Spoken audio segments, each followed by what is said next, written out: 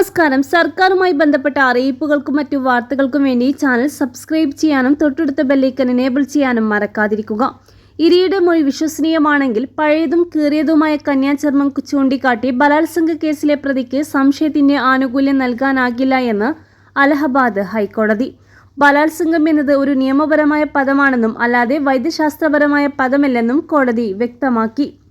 1982 നടന്ന ബലാത്സംഗ കേസിൽ പ്രതിക്ക് 1983 വിധിച്ച 3 വർഷത്തെ തടവു ശിക്ഷ ശരിവെച്ചുകൊണ്ടാണ് ഹൈക്കോടതിയുടെ ഈ സുപ്രധാന നിരീക്ഷണം.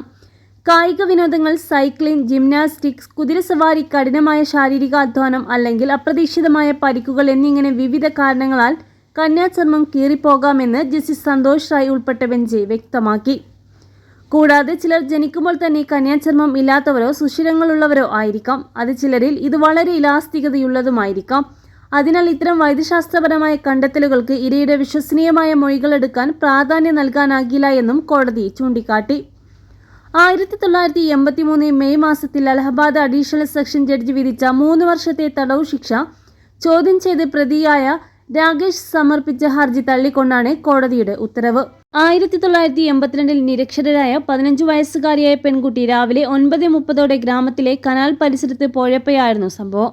രാകേഷും മറ്റൊരു പ്രതിയും ചേർന്ന് പെൺകുട്ടിയെ തടഞ്ഞു നിർത്തുകയും മാറി മാറി ബലാത്സംഗം ചെയ്യുകയുമായിരുന്നു.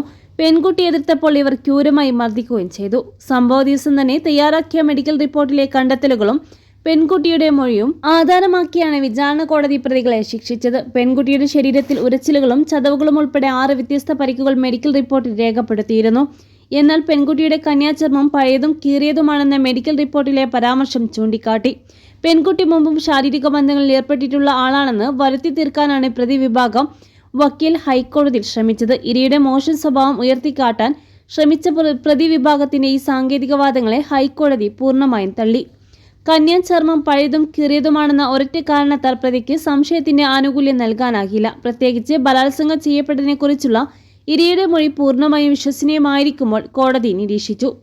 ബലാത്സംഗം എന്നത് ഒരു നിയമപരമായ പദമാണ്, വൈദ്യശാസ്ത്രപരമായ പദമല്ല. അതിനാൽ കന്യാചർമ്മം പഴയതും കീറിയതുമാണെന്ന ഡോക്ടറുടെ അഭിപ്രായത്തിന്റെ മാത്രം അടിസ്ഥാനത്തിൽ പ്രതി ബലാത്സംഗം ചെയ്തിട്ടില്ലെന്ന നിഗമനത്തിലെത്താൻ കഴിയില്ല, കോടതി കൂട്ടിച്ചേർത്തു.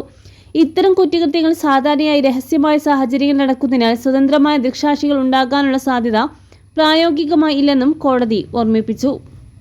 കേസിൽ ജാമ്യത്തിലായിരുന്ന രാകേഷിന്റെ ജാമ്യം റദ്ദാക്കിയ ഹൈക്കോടതി ശിക്ഷാ കാലാവധി പൂർത്തിയാക്കുന്നതിനായി 10 ദിവസത്തിനകം വിചാരണ കോടതിക്ക് മുന്നിൽ കീഴടങ്ങാൻ ഉത്തരവിട്ടു.